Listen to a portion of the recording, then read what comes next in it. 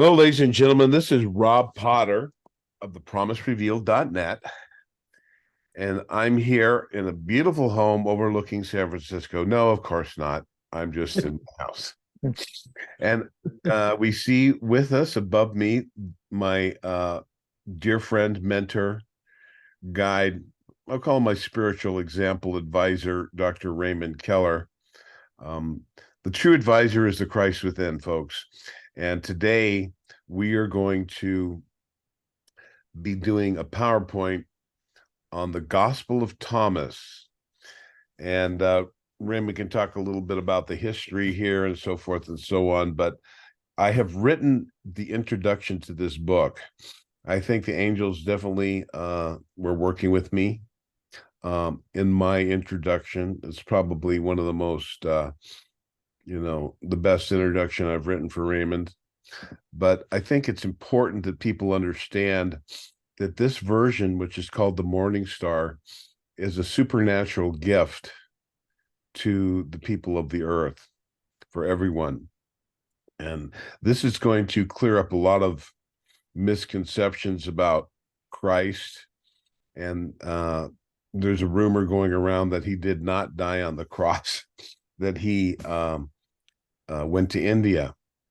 And this is kind of widely said. There's other people, including Ayasha Dion and even Kim Gogan said there were two Christs. They don't go into detail, but Dr. Raymond Keller does. For those of you who don't know, Dr. Raymond Keller is a scholar, and he's now written, I think, a total of 11 books. He has 9 books, 8 in the Venus Rising series, or 7 in the Venus Rising series. He has the Gospel of Thomas, which is 8, and he's also written this one we just did last week, which is I had to edit a little bit. That's going up today, called The Paranormal Gateway with Fred Saluga.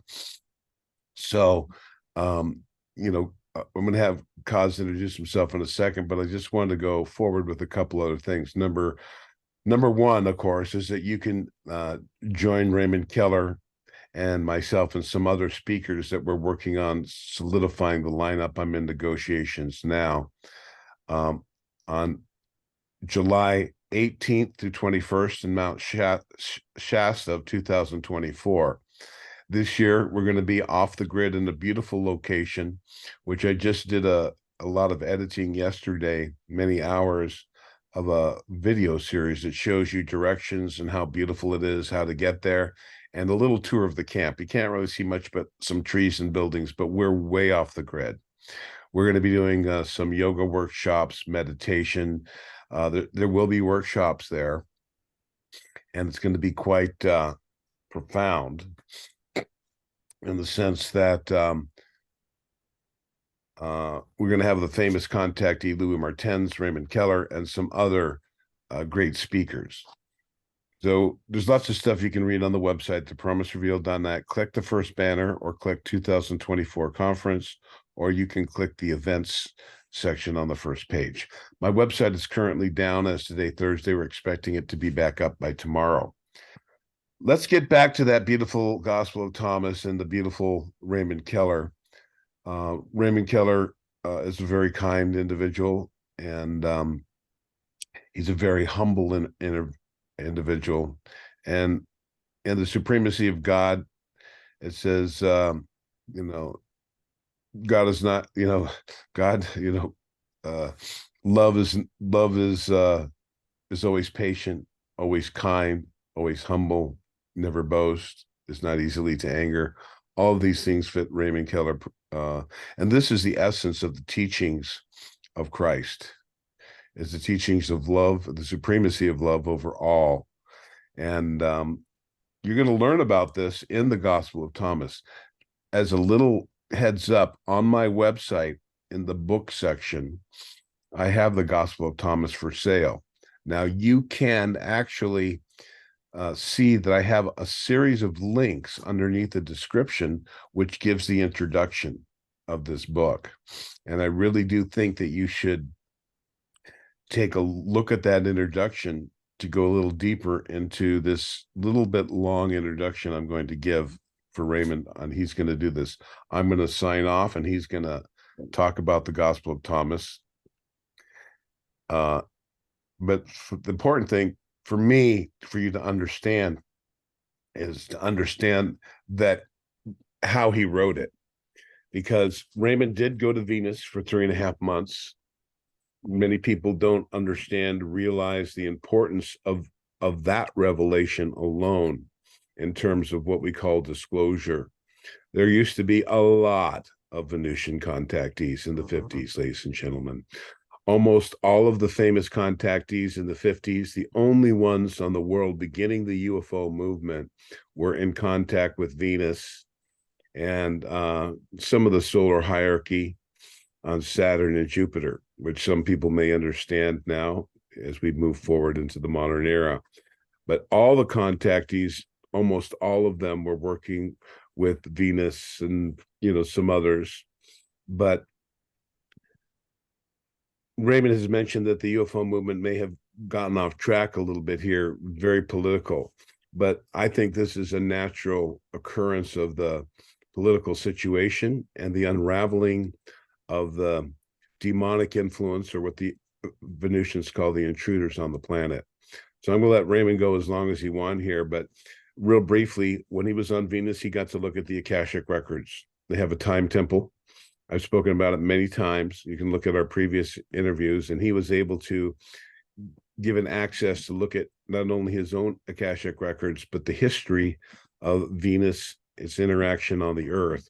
So these books that he's written are well documented, and he actually looked into these events as they took place. So it wasn't till a couple years ago, I think it was 2020, he was given another form of Akashic records, what I'll call a bilocation viewing technology. This is actually associated with the Ark of the Covenant, and he was given the breastplate that Aaron, Moses' son, would use when standing next to the Ark of the Covenant. A priest would stand behind him. They would put a bunch of tarps or tents around so no one could see what was happening, but the priest would ask a question, and I don't know, maybe Raymond can ask after I finish this, but whether he had glasses or he was just seeing the letters, the answers to the questions would come up.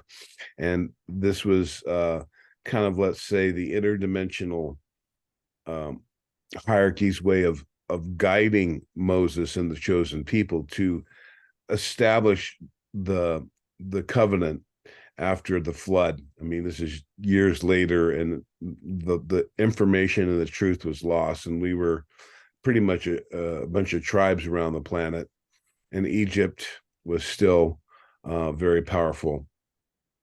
So exactly what took place on the planet there is unknown at this point in time, but Raymond Keller was given the breastplate of Aaron and what are called the Urim and the Thummim, which is the seer and the interpreter. He was given a pair of goggles, glasses like this, and the goggles had leather on the side so that he wouldn't be distracted in his peripheral vision as he looked into the past. This was also used by Joseph Smith. Now, I know a lot of people just don't like religion and want to hate on Joseph Smith and the Mormons, but Joseph Smith at the age of 21 was visited by an angel. I'm going to guess that angel was actually from Venus, Moroni. And he told him, get up and go dig up these plates. And he found some glasses and these 2 stones.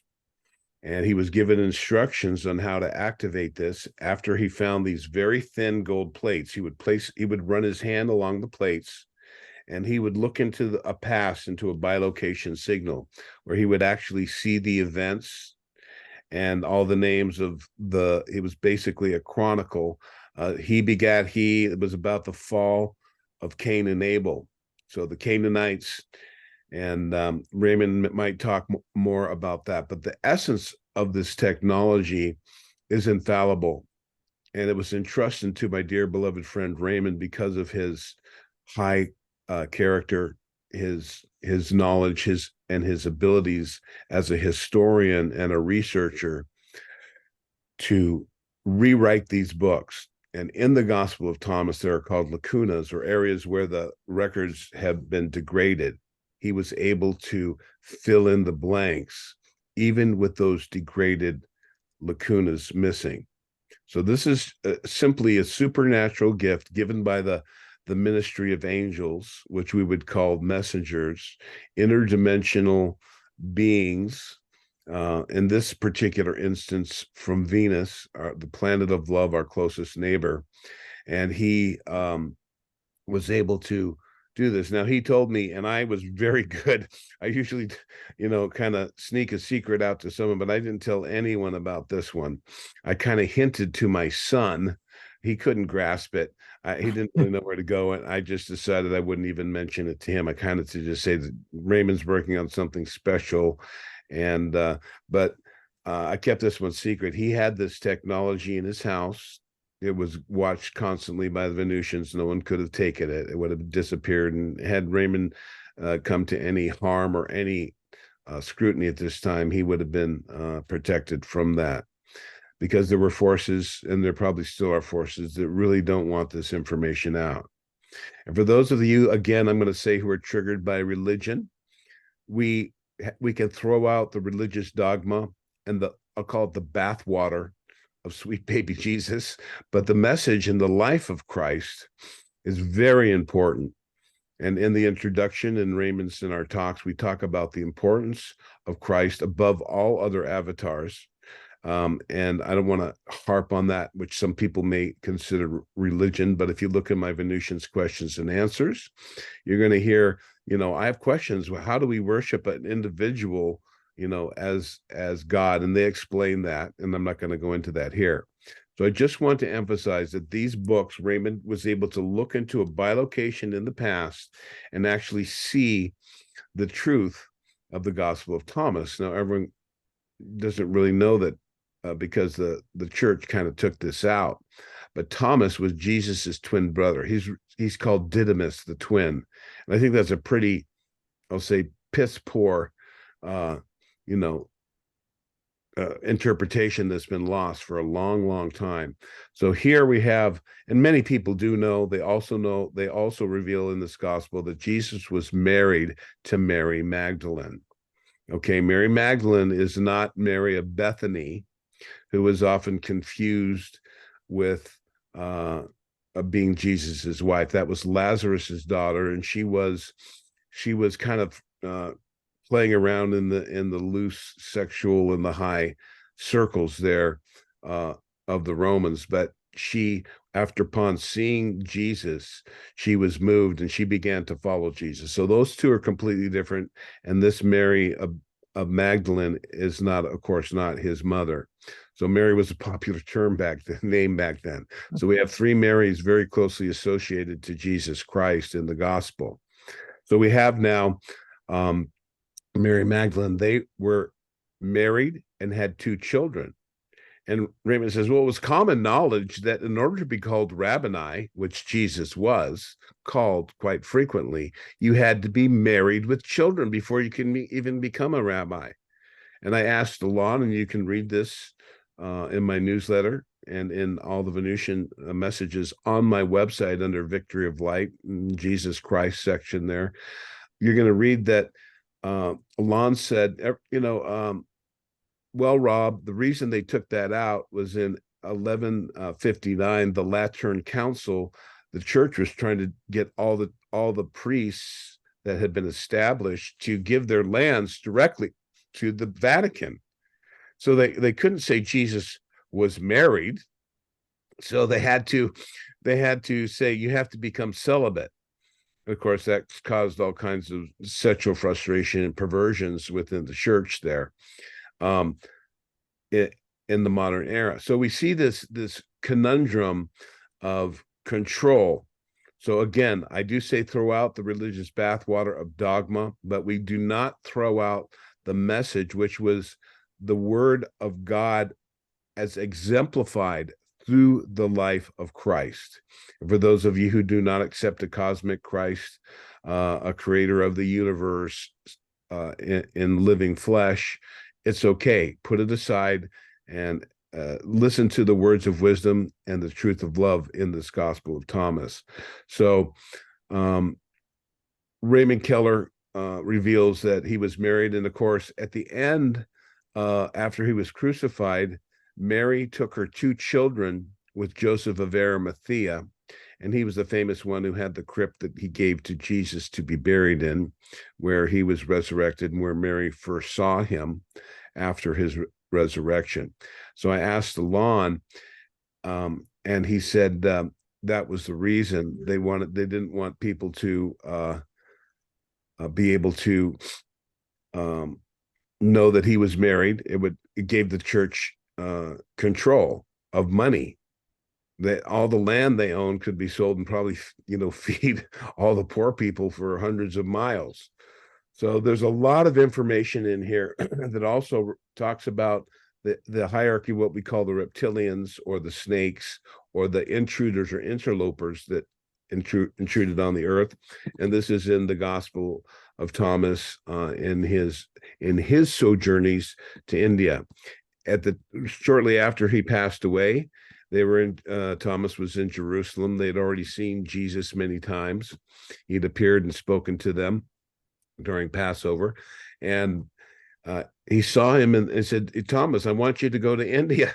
And he says, Master, you had a terrible time there. I don't want to go there. I don't speak the language. And he says, and he holds his hands up like this, probably went, just a minute. And he goes over and he talks to this guy for about 10 minutes.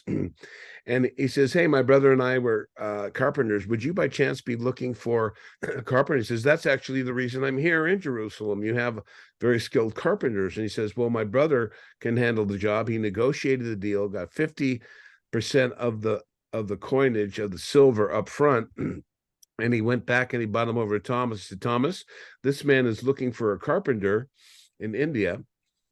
Because Thomas had said, I can't go anywhere. I got to take care of Mary, mom, and the kids. I mean, I'm the man of the house now. And so Jesus hands him a sack of gold that the guy says, well, here's the money. Give this to mom and to Mary. Mom, Mary, and my wife, Mary. And you're leaving in 3 days with this gentleman to India. And so this book chronicles that, has the Acts of Thomas. And then, of course, Thomas, in his own writings, recounts what Mary had told the disciples as Jesus's husband and closest confidant, actually, the teachings that Christ told her throughout his life. They didn't really ask her that much. Some of the disciples, and particularly Peter, were not really wanting this message to go to women or Gentiles. And Jesus kind of rebuked him quite a bit. So with this background, Jesus just passed away. This beautiful Gospel of Thomas begins. And the first gospel is the youth gospel of Thomas. Of course, Thomas recounting the history of his life with his brother, Jesus the Christ, his twin brother. And this is such an amazing revelation. And as I say in the gospel, it will set the world of Christendom on fire. And unfortunately, I've given this to who I thought were friends of mine and Christians, but ladies and gentlemen, they can't handle it. Unfortunately, the Christians it's not in the Bible. I've never heard of that before.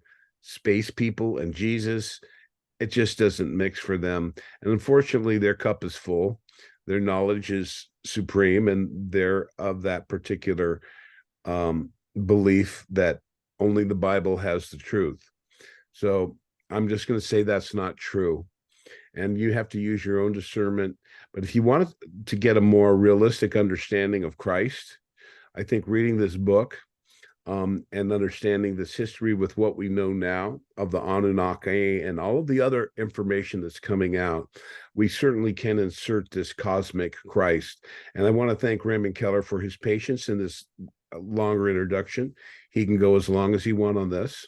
And I'm going to be monitoring this, and I will not be jumping in, even though I want to. I want him to just do a series of these books his whole books, and let him reveal the truth. And if he needs 2 shows to do one book, that's fine with me. So, Kaz, I thank you for your patience. You knew I was going to have to talk about this one. Well, And thank you, Rob. I appreciate the beautiful introduction. And I just wanted to say that without your help and other angels here on Earth um, assisting me in this work, it wouldn't be here. It wouldn't be available, and also for assistance on the other side of the veil as well. As you know, my mentor was Clayton Parker, who was the disciple and the longtime friend of Annalise Scarron, who wrote 9 books on getting into heaven through the back door. In other words, never dying on earth. And it's it's interesting that she loved uh, the Gospels and the Gospel of Thomas, because that's how he introduces it in his teachings. So I just want to read the first 2 paragraphs, the introduction, and then chapter 1, which is obtaining power over death, because it's very apropos to this whole thing. that was very much part of not only Thor's teaching and Christ's teaching, is that you're all already immortal. There's nothing you need to do. And you're looking from, it's like if you were down looking over the Bay Bridge now, if there was fog coming in and you're on the ocean, you couldn't see through that veil of ignorance and superstition. And we're up at the top, we can see down and see clearly. So thank you, Kaz. I'm going to let you begin. Oh, thank you, Robin. I'm going to step out. As you mentioned about contacting Christians and so forth, and it's commendable that they have strong faith in the Bible, because of course we do too. And what I did in here is all throughout every page, it's footnoted and cross-referenced to the Bible and scriptures in the King James Version, which is pretty much acceptable by everybody, so they could see that there's nothing in here that can't be substantiated in the Bible itself. So they really have no need to fear for it, because knowledge is power. And in 1 Corinthians chapter 4, verse 20, it says, "For the kingdom of God is not in word only, but in power." So of course the word would be the Bible, the words of God that we had up till now. But even the Gospel of John, it says that if all the books that could be written about the life of Jesus and the disciples could be written, the world itself isn't even big enough to store all of them. Another thing I want to say is that the Bible's words had to be interpreted. The King James Version only had 66 books, and I think there were at least double that available. So it's an interpretation, and it's always filtered through someone who's telling you what to believe, a priest or an authority. Nothing should stand between the Bible, which was inspired by God and written by men. And men, even the disciples, with their experience, still had their own human apperceptions and perhaps misinterpretations. But from the various books in the Bible, we can see that they're all talking about the same incident in a slightly different way. Yes. And with that, I'm going to sign out. I'm going to take my image off and mute myself and listen to the wonderful teachings of the Bible, one of the books of the Bible, long lost, found in the Nagamati Desert, about the life of Thomas when he traveled to India as Jesus's twin brother. And he'll explain about the word Iesos in Greece and how the Indians could only call him Isu. So that's explains a lot of things for people who know about the life of Christ in India. It's the life of the second Christ, the twin brother Thomas. Blasphemy or not, we're telling the truth, folks. God bless you. Thank you, Rob. This is from the introduction. These are the esoteric teachings of Jesus the Christ, spoken in the 3-year period of his Judean ministry, as accurately conveyed by his twin brother, Didymus Judas Thomas. And then under chapter 1, Power Over Death, Jesus declared that whoever finds the true interpretation of these sayings will not experience death. Therefore, let the one who seeks knowledge of heavenly things continue in this manner until such time as they acquire it. No doubt they will initially become troubled, finding the true meaning hard to accept, difficult to reconcile with the teachings of the religious authorities in Jerusalem. The puzzlement of the seeker will give way to an astonishment and a great wonder. The knowledge of the kingdom far surpasses any knowing to be gained in this material world. The knowledge of the kingdom imparts a power of the angels that far exceeds that of the powers and principalities of this world. So you see, this book has a lot of power packed in it and spiritual information that even in the days of Jesus and Thomas, that the authorities, the religious authorities in particular, were afraid of the public to get hold of, as it would easily empower them. And they would see that they don't need any intermediaries between them and God and getting in touch with the higher realm. So this very significant book all throughout. Now, as far as documentation, it's Jesus having a twin brother, Thomas. I want to read this one footnote because it specifically applies. This is in the Gnostic Gospel, Thomas, twin of Jesus, from the California Gnostic Society Library in 1997. And it says, in the Syriac-speaking culture of Upper Mesopotamia and Syria, the apostle was called Judas Thomas. Thomas, or Twama, means twin in Syriac, a form of the Aramaic, which was the language of Jesus and his followers. That's the language that they spoke. And Didymus, a name by which the apostle is also called in the Gospel of John, means twin in Greek. Perhaps some regarded the two as blood brothers. Perhaps a twinship was regarded as spiritual or symbolic by others. Sometimes in the Christian Gnostic systems, Thomas seems to be this worldly reflection or image of the divine Savior figure, an earthly body inhabited by a spirit like the Savior's. In any event, Thomas became a focus of special reverence. There's even a postage stamp that was printed in India to commemorate the arrival of the Apostle Thomas in India following Christ's resurrection in Jerusalem. So also the Gnostic Society's webpage and Bart D. Ehrman's book, Lost Scriptures, states that according to some early Christian legends, Thomas was Jesus' twin brother. Didymus is a variant spelling for, or Didymos is a variant spelling for Didymus in other parts of the Greek New Testament.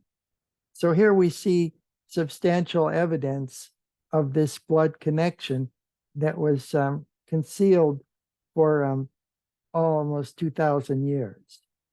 And so it comes from the originally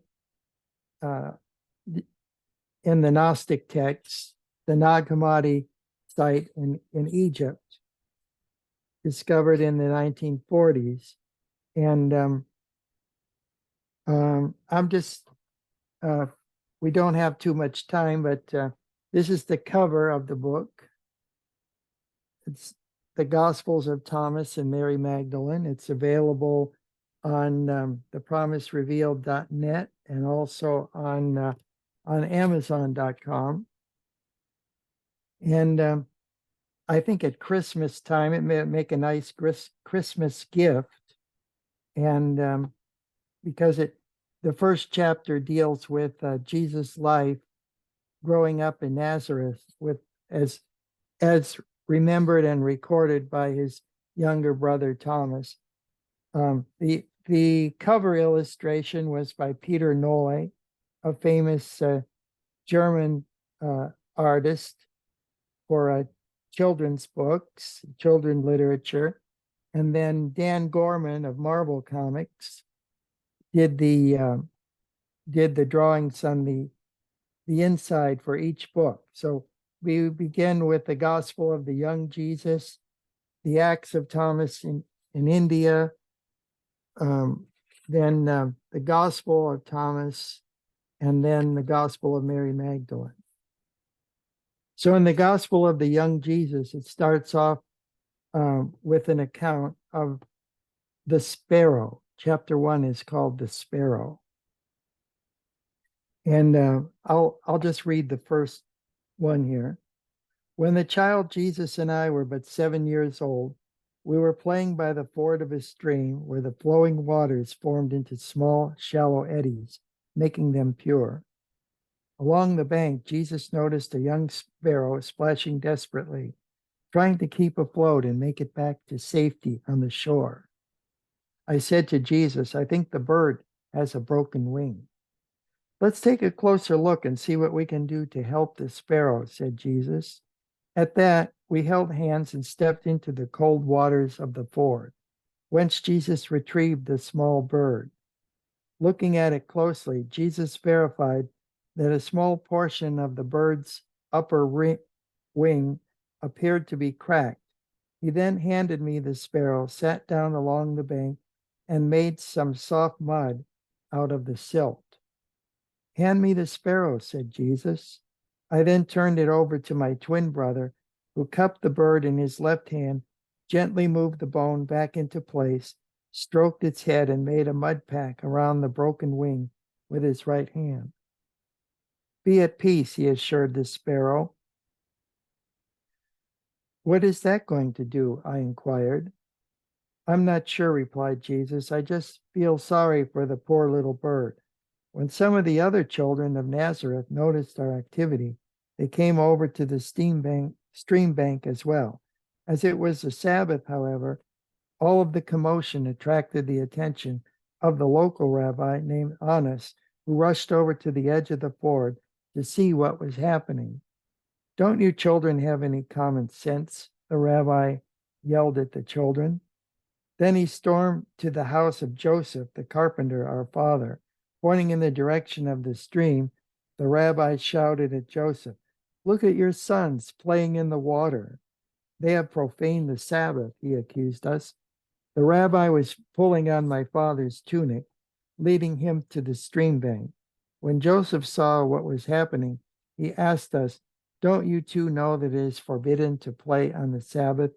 Jesus replied, Father, I'm sorry. The bird was hurt and we were just trying to help it. He then clapped his hands and cried to the sparrow, Be gone, little bird.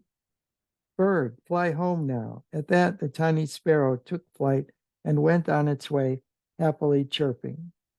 Of course, after the rabbi informed the other Jewish elders in the synagogue, it wasn't too long before the legend of Jesus as a young miracle worker and healer spread out across the countryside. Our mother Mary had always suspected that such a day would come for Jesus, and she worried greatly over my dear brother. That's the first chapter. And then some other chapters in the book include chapter 2 is the guardian angel. Chapter 3 is the bully seeks revenge. Chapter 4 is Joseph's concern. Chapter 5 is the itinerant teacher. Chapter 6 are critics rebuked. Chapter 7 is the healing ministry. And that's why, incidentally, that the ministry of angels is what's behind the promise revealed .net. So we've called it the Ministry of Angels, and that's why we are sponsoring the coming Mount Shasta conference this summer. So you might want to check the promiserevealed.net, and there'll be contactees and people in contact with the higher ethereal realms from all over that will be there at beautiful Mount Shasta. Then we have chapter 8, it's miracles at home. Chapter 9 is the James, the elder brother of Thomas and Jesus from another mother, but the same father from a previous marriage, got bit by a snake near a wood pile, and Jesus saves his older brother. Then chapter 10, raising a dead infant. Chapter 11 is Jesus at a construction site when he helps a boy who fell off a roof and brings him back to life. Chapter 12 are sundry teachers, different teachers and influences on the early life of Jesus. And then finally, Jesus's pilgrimage to the temple. Jesus at the temple in chapter 13 with the rest of his family and what really happened there, shedding more information, not to cancel out the Bible, but in addition to the Bible, so you could see what was really going on. So I hope you'll get the Gospel of Thomas, and in future podcasts we'll certainly talk more about it, as well as the other books in the Venus Rising series. So this is the Morning Star edition, and it was dedicated to my friends on both sides of the veil. This dedication page here, to Annalise Guerin, born in 1899, the Mormon prophetess.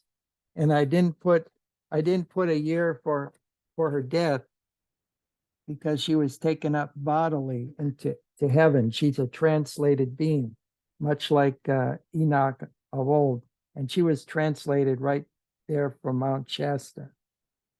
Dr. Tatiana Irvin, a literal descendant of Annalise Guerin, an intuitive metaphysician and teacher. Dr. Frankie Stranges, 1927 to 2008, formerly of Van Nuys, California, and director of International Evangelism Crusade. Robert Potter of The Promise Revealed, who you just listened to, and Omnek Onek, the ambassador from Venus. This is the two of us at Mount Shasta, and later next year we'll be together in Germany doing presentations there, and talking about her books as well as the ambassador from Venus to the Earth. So thank you so much for your time, and I must be getting on shortly, as need to pick up my wife from work. Hey, Cause, folks, I got the days mixed up, so we started a little late, and this will serve as the introduction. I think we're going to do at least 2 more shows on this, and I won't be talking so much in the beginning. And I just want to reiterate that, Raymond says without me, but God would have provided a way. I'm just fortunate to be the postman delivering the message. And thanks to Raymond arranging my physical contacts and interviews, which are available on my website. But there's so much more, ladies and gentlemen. And I think when we get to a little later, for those who are choosing to follow this series, we'll do a live and see if we can get some people to ask questions. So you're going to see a lot of information coming. I think we might have to do 4 shows on this gospel alone. It's very important. It clarifies the truth of Christ, the message of Christ. this is an important part of the revelation. Everyone wants to move forward into science, but we have to merge the science with the truth of what's really taking place. So let's consider this an introduction. I'm going to call this an introduction to the Gospel of Thomas. That's the name of this. And I'm going to ask you folks to sign up on my website for free to a subscription service, and you'll get the emails, and to check out my site regularly, and of course my YouTube channel. So Kaz, thank you so much. I'm so sorry I was a little late and had to go a little bit farther than I normally do with the introduction, and we'll let you take over on the next show. Okay. Well, thank you, Rob. That was a beautiful introduction. And as we've now passed Thanksgiving, we're at November 30th for this broadcast. We're moving into the Christmas season. So I hope everybody contacts the promiserevealed.net and gets one of these first editions of the Gospel of Thomas, and a Merry Christmas to one and all. Thank you, Kaz. We also have specials. You can get 3, 6, or 9 books at incredible discounts. So look for those aspects. You can pick and choose, including the Gospel of Thomas. Thank you, folks. Thank you, Raymond. And we'll see you again very soon. Raymond and I are going to choose a date, and hopefully we can get maybe 2 more sections done even next week.